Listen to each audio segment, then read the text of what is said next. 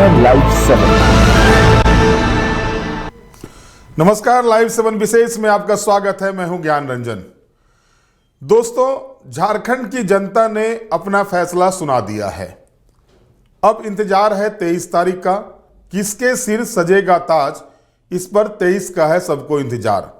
लेकिन इस बीच जिस तरह से जो खबरें लगातार आ रही हैं, उसमें सीधे तौर पर देखा जा रहा है कि एनडीए और इंडिया गठबंधन में जबरदस्त फाइट है, यानी फाइट पूरी तरह से टाइट है।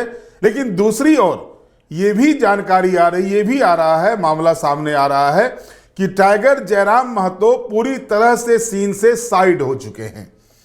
यानी किसी भी सर्वे ने, जो एग्जिट पोल सर्वे आए हुए हैं, किसी भी सर्वे में ये नहीं बताया गया है कि JLKM क्या कुछ करने जा रहा है, या जो एक बातें सामने आ रही थी चुनाव के दौरान, चुनाव कैंपेनिंग के दौरान, कि जयराम महतो बहुत बड़ा खेला करेगा इस बार की चुनावी रणनीति में, चुनावी चकल्लस जो चली, चुनावी बिसात जो बिछी थी इसमें। लेकिन अब जो एग्जिट पोल सर्वे आया हुआ है, उसमें कहीं पर भी वो नजर नहीं आ रहे हैं। और जिस तरह से लगातार दावेदारी हो रही है, चाहे वो झारखंड मुक्ति मोर्चा की तरफ से हो या भारतीय जनता पार्टी की तरफ से हो। झारखंड मुक्ति मोर्चा के जो महासचिव हैं, केंद्रीय महासचिव सुप्रियो भट्टाचार्य ने तो आज प्रेस कॉन्फ्रेंस करके ये कह दिया कि 59+ सीटों पर जो है सो इंडिया गठबंधन को बढ़त मिल रही है। और बाकी के जो सीटें वो बता रहे हैं, 59+ सीटों के बाद जो सीटें बचती है, वो 22 सीटों पर वो ये बता रहे हैं यहां पर भी हम टक्कर में हैं। तो अब जनता का मिजाज क्या रहा, जनता ने किसके पक्ष में मतदान किया, ये तो 23 तारीख को पता चलेगा। और 23 तारीख के इस समय तक, यानी शनिवार को इस समय तक हम लोग बता देंगे कि सरकार किसकी बनने जा रही है।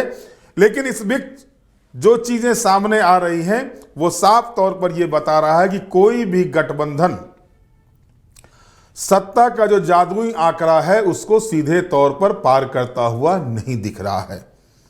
हालांकि 3 एग्जिट पोल ने दावा किया है कि एनडीए की सरकार बनेगी, और 3 एग्जिट पोल का यह दावा है कि झारखंड में इंडिया गठबंधन की सरकार बनने जा रही है। लेकिन जिस तरह से फाइट पूरी तरह से टाइट दिखा है झारखंड में इस बार, ये राजनीतिक पंडितों को भी अनुमान लगाने में काफी मशक्कत करनी पड़ रही है कि आखिरकार किसकी सरकार बनेगी। अगर आप एग्जिट पोल के रिपोर्ट को देखेंगे, हालांकि आप लोगों ने देख लिया होगा जो एग्जिट पोल आए हुए हैं, अगर उसमें एजेंसी के हिसाब से देखें तो एक्सिस माई इंडिया ने एनडीए को 17 से 27 सीटें दी है, इंडिया को 49 से 59 सीटें, और अन्य को 1 से 6 सीटें। सी वोटर्स ने एनडीए को 36 सीटें दी है, इंडिया को 26 सीटें दी है, और अन्य को 19 सीटें। ये यहां पर जो है सो 19 सीटें क्या है, ये सवाल, क्वेश्चन मार्क जो है सबके दिमाग में कौंध रहा है। टाइम्स नाउ जेवीसी ने एनडीए को 40 से 44 और इंडिया को 30 से 40 सीटें दी है, 1 सीटें अन्य को दी है। चाणक्य ने 45 से 50 सीटें एनडीए को और 35 से 38 सीटें इंडिया गठबंधन को दी है, 3 से 5 सीटें अन्य को दी है। जीटीवी ने 36 से 41 सीटें एनडीए को, 39 से 44 सीटें इंडिया गठबंधन को, और अन्य को कोई सीट नहीं दी है। मैट्रिज ने 42 से 47 सीटें एनडीए को, इंडिया ने 25 से 30 सीटें और अन्य को 1 से 4 सीटें दी है। पी मार्क ने एनडीए को 31 से 40, इंडिया को 37 से 47 और अन्य को 0 दिया है। पीपल्स प्लस ने 44 से 53 सीटें एनडीए को और 25 से 37 सीटें इंडिया गठबंधन को दिया है, 5 से 9 सीटें अन्य को दिया है। पोल ऑफ पोल्स ने 33 से 42 सीटें एनडीए को, 30 से 39 सीटें इंडिया को और 2 से 6 सीटें जो है वो अन्य को दिए हुए है। तो कहीं पर भी जो है सो सीधे तौर पर आप देखेंगे, 1-2 एजेंसी को अगर छोड़ दिया जाए तो बाकी जगहों पर स्थिति जो दिखाई दे रही है वो स्पष्ट रूप से है कि कांटे की टक्कर है। पूरी तरह से देखा जाए तो जो रुझान आए हुए हैं, जो एग्जिट पोल आए हुए हैं, उससे भी साफ दिख रहा है कि दोनों ही गठबंधन के बीच कांटे की टक्कर है। अब सवाल उठ रहा है कि हेमंत और कल्पना की जोड़ी ने जिस तरह से चुनाव प्रचार में अपनी भागीदारी निभाई और चुनाव से ठीक पहले जब हेमंत सोरेन जेल से बाहर आते हैं और उसके बाद जिस तरह से आधी आबादी को आकर्षित करने के लिए मैया सम्मान योजना की शुरुआत की और उस मैया सम्मान योजना को जिस तरह से जनता के बीच कल्पना सोरेन, दीपिका पांडे सिंह और बेबी देवी जो मंत्री हैं विभाग की लेकर के जनता के बीच गई, उसके बाद से जो स्थिति बन रही है वो स्थिति क्या इस चुनाव में उसका लाभ मिलेगा या फिर भाजपा ने जो बांग्लादेशी घुसपैठ का मामला उठाया था, जिस बांग्लादेशी घुसपैठ के मामले से डेमोग्राफी चेंज के मामले को लेकर के वो जिस तरह से आगे बढ़ी थी, क्या उसका फायदा मिलेगा? ये सारे विषय हैं। साथ ही साथ चंपई सोरेन के आने से झारखंड मुक्ति मोर्चा को कितना नुकसान हुआ या फिर जो है सो चंपई सोरेन को कितना फायदा हो रहा है, भाजपा को कितना फायदा हो रहा है, ये सारे विषयों पर हम बात करेंगे। लेकिन इस बीच जो है जिस तरह से लगातार दोनों ही गठबंधन के द्वारा ये बातें कही जा रही हैं, ये बातें लगातार कही जा रही हैं कि उनकी सरकार बन रही है, इस पर तो परिणाम जो चुनाव परिणाम आएंगे 23 तारीख को आएंगे, उसके बाद ही स्पष्ट हो पाएगा। लेकिन जो मेरे पास जानकारी आ रही है कि पूरे सीन में 8 से 10 सीटें ऐसी हैं जिसका परिणाम जो है वो ये बताएगा कि सरकार किसकी बनने जा रही है। और उन 8 सीटों में, इस 8 से 10 सीटों में मुख्य रूप से जो है वो सीटें आ रही हैं कोल्हान से और संथाल के क्षेत्रों से आ रही हैं। तो इन विषयों पर हम देखेंगे क्या कुछ हो सकता है, क्या कुछ हम लोग आगे करेंगे। लेकिन जो स्थिति बता रही है वो स्थिति ये है कि अभी तक जो समीकरण बन रहे हैं वो समीकरण किसी भी गठबंधन को, दोनों में से किसी भी गठबंधन को जो है वो स्पष्ट बहुमत देता हुआ नहीं दिख रहा। हमारे पास जो आंकड़े आ रहे हैं, लगातार ये बातें हो रही थी कि जयराम महतो जो है सो इस पूरे चुनाव परिणाम में सुधीर पाल जी हमारे साथ जुड़ गए हैं, वरिष्ठ पत्रकार हैं, वरिष्ठ जर्नलिस्ट हैं। सुधीर पाल जी, स्वागत है आपका लाइव 7 में। जी नमस्ते।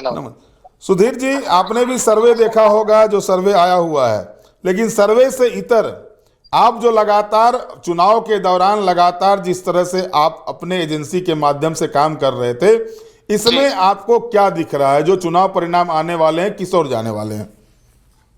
देखिए, एक तो कल से जो एग्जिट पोल अलग अलग एजेंसीज के चल रहे हैं, निश्चित तौर पर वो एग्जिट पोल एक साइंटिफिक मेथड है जिससे कोशिश की जाती है अनुमान लगाने का।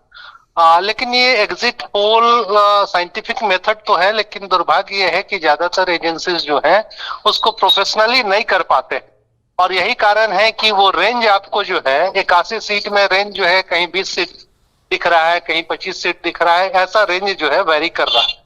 तब 81 में 25 सीट अगर रेंज वेरी करता है तो परसेंटेज में जब आप जोड़िएगा तो लगभग 20% के आसपास हो जा रहा है। तो ये कौन सी सर्वे है या कौन सा एग्जिट पोल है कि 20% 25% का मार्जिन देता है? तो मेरी आपत्ति वहां पर है। हम उसके मेथड पर कहीं कोई सवाल नहीं उठा रहे हैं, वो रेंज पर हमको सवाल, क्योंकि स्टैंडर्ड रिसर्च कोई भी होता है तो वो 3 से 4% का वेरी रहता है स्टैंडर्ड रिसर्च में। लेकिन ये रेंज यहाँ बहुत ज्यादा है, इसलिए थोड़ी विश्वसनीयता कम लगती है ना। लेकिन आपने जो आकलन किया है, आपके आकलन के हिसाब से क्या लग रहा है इस बार झारखंड में क्या होने जा रहा है? देखिए, जहां तक हम समझ पाए, माने हम ये दावा नहीं कर सकते कि सबसे बेहतर तरीके से हम ही समझ पाए, लेकिन चूंकि पिछले 3-4 दशकों से हम लोग झारखंड में कम से कम झारखंड की बनावट को, उसकी संस्कृति को, उसके संस्कार को, उसकी राजनीतिक की स्थिति को या समुदायों की जो समझ है, उनकी जो पॉलिटिकल चेतना है, उसको शायद बेहतर तरीके से हम लोग समझते हैं। और उस नजरिए से अगर हम बात करें तो पहला तो ये है कि इस पूरे चुनाव में अलग अलग रीजन वाइज भी अगर आप देखेंगे तो जो रेंज बताया जा रहा है कि एनडीए का वो रेंज नहीं है जो सर्वे रिपोर्ट बता रहे हैं। जी। और इसके कई कारण हैं। हम ये भी नहीं कह रहे हैं कि एनडीए कमजोर रही। अगर 2019 को भी देखेंगे तो बीजेपी के पास 33%, 25 सीटें थी और 33% के आसपास वोट शेयर था। और ये वोट शेयर इतना बड़ा था कि जेएमएम और कांग्रेस को मिला के जितनी वोट शेयर है उससे भी थोड़ा ज्यादा था। तो एनडीए कमजोर नहीं, भाजपा कमजोर नहीं है ना? इतना कमजोर नहीं है जितना आमतौर पर लोग कह रहे हैं, और इतनी मजबूत नहीं है जितना एग्जिट पोल बता रहा है, मेरा ये कहना है। क्योंकि सीधी सी बात है कि भाजपा के खिलाफ खासकर आदिवासी इलाकों में एक ढंग से एक किस्म की नाराजगी है, एक किस्म का जिसको बोला जाए कि रुखापन है ना? और वो लोकसभा चुनाव में भी देखने को मिला, 2019 के चुनाव में भी देखने को मिला, और उस स्थिति में बहुत बदलाव जो है नहीं हो पाया है ना? तो ये और इस लिहाज से अगर देखें तो हमारा जो अनुमान है कि भाजपा के लिए अच्छी बात यह है कि 2019 में जैसे वो कोल्हान में साफ थी और संताल में सिर्फ 4 सीटों पर सिमट गई, है ना? तो अच्छी बात यह है कि कोल्हान में इस बार उनका खाता खुल रहा है, और मेरा अनुमान है कि 3 से 5 सीटों पर 5 तक सीटें उनको मिल सकती है कोल्हान में। और उसी ढंग से हम संताल की बात करें तो इसमें दो मत नहीं, संताल में सबसे कोई मजबूत है तो वो जेएमएम ही है, और कई सीटों पर तो 4 दशकों से जेएमएम का कब्जा है। तो संताल में जो 4 सीटें अभी बीजेपी की है, हम उम्मीद करते हैं कि ये 4 सीटें रहेंगी। एक आध बढ़ जाए तो बढ़ जाए, सीटों का अदला बदली हो सकता है। कहने का मतलब कि जिन सीटों पर 2019 में थी शायद वो सीट उनको नहीं मिले, दूसरी सीट मिल जाए, लेकिन यह संख्या 4 से 5 से ज्यादा नहीं होने जा रहा है। तो इस लिहाज से अब 2 बड़े क्षेत्र अगर आप देखें, 18 सीटें उधर संताल की और 14 सीटें इधर कोल्हान की, तो ये जो आंकड़े आ रहे हैं, अब बाकी बचा निश्चित तौर पर उत्तरी छोटानागपुर में उनके लिए एडवांटेज है, पलामू में एडवांटेज है, और पिछली की तुलना में 2024 के चुनाव में उनको साउथ छोटानागपुर में भी एज मिलने जा रहा है। लेकिन ये कुल मिलाकर जब आंकड़ा आप जोड़िएगा तो ये आंकड़ा लगभग जो हमारा मैजिक फिगर है उससे थोड़ा कम हो रहा है। ये एनडीए का जो हम देख पा रहे हैं थोड़ा ही कम हो रहा है, हमारे 3-4 सीटों का फर्क हो सकता है मैजिक आंकड़ा से। अब दूसरी बात ये है कि ये पूरे चुनाव में 2 ही लोग लड़ ही रहे थे, जेएमएम और बीजेपी, है ना? इंडिया अलायंस की मुसीबत है कि उनके पार्टनर्स का परफॉर्मेंस जो है बेहतर नहीं होने जा रहा है।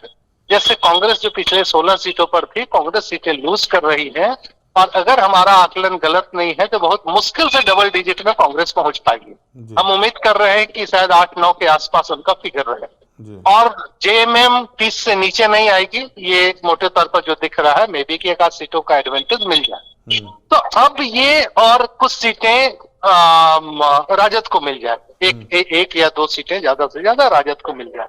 अब खतरा क्या है कि अगर ये बहुत थिन मार्जिन होता है, फर्ज कीजिए कि 41 में आप पहुंचते हैं, 42 में पहुंचते हैं, 43 में पहुंचते हैं, 44 में पहुंचते हैं, जिसके आसपास इंडिया अलायंस रहेगी, 44 के आसपास रहेगी। खतरा यह है कि 44 में राजद भी है, 44 में कांग्रेस भी है, और ये दोनों पार्टनर्स बहुत ही फ्रेजाइल हैं, और जिस ढंग से देश में अभी खरीद बिक्री का माहौल चलता है चुनाव में, तो ये कोई आश्चर्य नहीं होगा कि बहुमत तो इंडिया अलायंस का हो और सरकार एनडीए की बन जाए, कोई आश्चर्य नहीं होगा। ये माने दिख रहा है ना? लेकिन फिर हम कहना चाहेंगे कि जो आंकड़े बताए जा रहे हैं वो आंकड़ा जो है उस स्तर पर नहीं है जिस स्तर पर बताया जा रहा है। नहीं सुधीर जी, हम लोगों ने भी जो सर्वे मतलब अपने रिपोर्टर्स के माध्यम से जो जानकारी हासिल की थी, उसमें कोई भी सीट ऐसा नहीं दिख रहा है जहां पर कि कांटे की टक्कर की स्थिति, 2-4 सीटों को छोड़ दिया जाए तो नहीं बनती हुई दिख रही है। बिल्कुल। तो ऐसी स्थिति में जो एक जयराम फैक्टर आया हुआ था वो तो कहीं दिखाई ही नहीं दे रहा है, इंडिया और जयराम एनडीए के बीच में। जयराम फैक्टर की सबसे बड़ी मुसीबत है कि जयराम फैक्टर में उत्साह बहुत ज्यादा है, नो डाउट। और जिन सीटों पर वो खड़े हैं, कम से कम कुर्मी वाले बेल्ट में, वहां अच्छी खासी संख्या में वोट उनको मिलेंगे। लेकिन ये वोट इतना नहीं मिलेगा कि उनका सीट निकल जाए, लेकिन ये संख्या इतनी कम भी नहीं होगी कि वो नुकसान नहीं पहुंचाए किसी को, है ना। तो खतरा ये है कि जयराम फैक्टर जो है, पॉलिटिकल पार्टीज जो हैं उनको नुकसान पहुंचाने की स्थिति में तो है। खुद सीट निकल जाए ऐसा नहीं है। उसका बड़ा कारण ये है कि बूथ मैनेजमेंट या माइक्रो मैनेजमेंट जो चाहिए इलेक्शन में, उस मामले में जयराम की पार्टी जो है, चूंकि युवा लोग हैं, नए लोग हैं, उत्साह ज्यादा है और जिसको कहा जाए संजीदगी कम है, तो उस ढंग से माइक्रो मैनेजमेंट नहीं हुआ, है ना। जो जयराम के लिए सबसे बड़ा खतरनाक संकेत है कि इनकी सीटें नहीं निकल पाएंगी, तो इसका बड़ा कारण उनका माइक्रो मैनेजमेंट ही होगा। सुधीर जी, एक सवाल ये भी उठता है, आपने बताया भी कि पूरा का पूरा इंडिया गठबंधन जो है वो कल्पना सोरेन और हेमंत सोरेन भी सेकंड नंबर पर आ रहे हैं, फर्स्ट नंबर पर कल्पना सोरेन, क्योंकि उनसे हेमंत सोरेन से ज्यादा डिमांड कांग्रेस नेताओं ने कल्पना सोरेन का किया है इस चुनाव में। जी। तो इस स्थिति में कांग्रेस पार्टी जो है वो मतलब जो एक उभार आया था 19 में 16 सीटें लेकर के गठबंधन में, इस बार तो वो मतलब एक तरह से कहा जाए कि झारखंड मुक्ति मोर्चा की पिछलग्गू होकर के चुनाव लड़ रही है। बिल्कुल, कांग्रेस की मुसीबत दो है। एक तो उनके पास स्टेट में कोई चेहरा नहीं। अगर आप जेएमएम की बात करें तो उनके पास दो चेहरे इस पूरे चुनाव में रहे, और जो जिन्होंने बहुत दमखम के साथ लड़ा, कल्पना सोरेन और हेमंत सोरेन, है ना। लेकिन इंडिया अलायंस में इनको छोड़ के या कांग्रेस का कोई स्टेट में ऐसा चेहरा नहीं है जो उस ढंग से मास पुल कर सके या क्राउड पुल कर सके और लोगों को वोट तक पहुंचा सके, ऐसा उनके पास चेहरा नहीं रहा। दूसरी संकट कांग्रेस के भीतर का जो अंतर विरोध है, और तीसरा कांग्रेस का कोई संगठनात्मक ढांचा ही नहीं। कहने का मतलब कि चुनाव तो केवल आप भाषण देके नहीं लड़ पाइएगा, अंततः आपको संगठन की जरूरत होगी, अंततः बूथ तक लोगों को ले जाने की जरूरत पड़ेगी, मोबिलाइज करने की जरूरत पड़ेगी, और इस मामले में कांग्रेस जो है बहुत कमजोर है। कांग्रेस के जो कैंडिडेट निकल भी रहे हैं वो अपने बलबूते, कहने का मतलब जी, वो अपने हिसाब से उन्होंने अपना बूथ मैनेजमेंट तैयार किया, अपने हिसाब से कैडर को इस्तेमाल किया, उस आधार पर निकल रहे। संगठन की बहुत कंट्रीब्यूशन नहीं। एक चीज और आप याद कीजिएगा, मल्लिकार्जुन खड़गे जी आए थे तो उन्होंने एक सभा में अपने कार्यकर्ताओं से पूछा कि झारखंड में कितनी विधानसभा की सीटें हैं और हम कितनी सीटों पर लड़ रहे हैं। अब इसी से अनुमान लगाया जा सकता है कि कांग्रेस कितनी संजीदगी के साथ झारखंड में चुनाव लड़ रही थी। बिल्कुल। और दूसरा जो मैं जोड़ना चाह रहा था, इंडिया अलायंस की सबसे बड़ी जो गड़बड़ी खासकर जेएमएम की तरफ से हुई, ये पूरा चुनाव में सबसे उपयुक्त माहौल किसी के लिए बना हुआ है तो जेएमएम के पक्ष में बना हुआ है।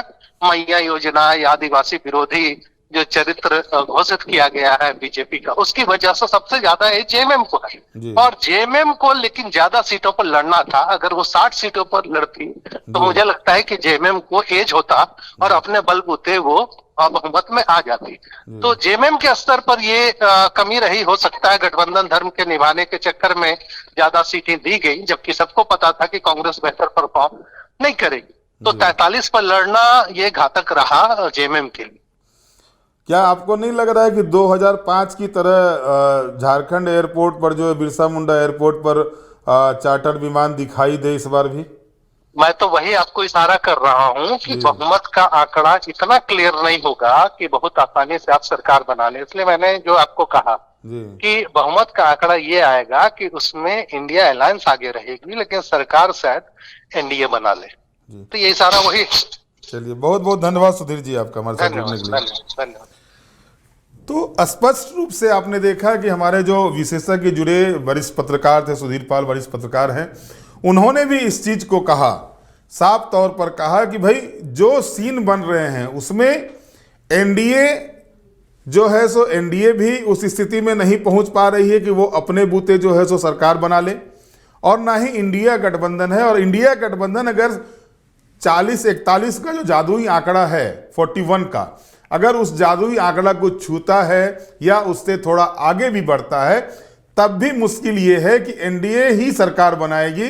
और उसके बाद उसके समय बारे में जो कहा जा रहा है, यानी 2005 की तरह दोस्तों इस बार हो सकता है कि झारखंड के बिरसा मुंडा एयरपोर्ट पर आपको चार्टर विमान पहले से ही लगे हुए दिखाई दें, और हो सकता है कि राजस्थान या फिर मध्य प्रदेश की सैर करें लोग, या ये भी हो सकता है कर्नाटका और तेलंगाना की भी सैर करें हमारे विधायक। यानी ओथ लेने के पहले सैर सपाटे के दृश्य जो है सो झारखंड में बनता हुआ दिख रहा है। अब इंतजार कीजिए, 23 का ज़्यादा समय नहीं बचा हुआ है। जो फाइनल रिजल्ट है, जनता ने किसको चुना है, ये सब कुछ सामने आ जाएगा। लेकिन इस बीच जिस तरह से झारखंड में एक तरह से कह सकते हैं कि क्लियर कट ये कहना कि फलाना गठबंधन ही, एनडीए गठबंधन ही जीत रहा है या इंडिया गठबंधन ही जीत रहा है, ये अभी जल्दबाजी होगी। बहरहाल आज के विशेष में इतना ही। आप हमारे साथ जुड़े रहें, हमें लाइक करें, सब्सक्राइब करें। बहुत बहुत धन्यवाद। नमस्कार।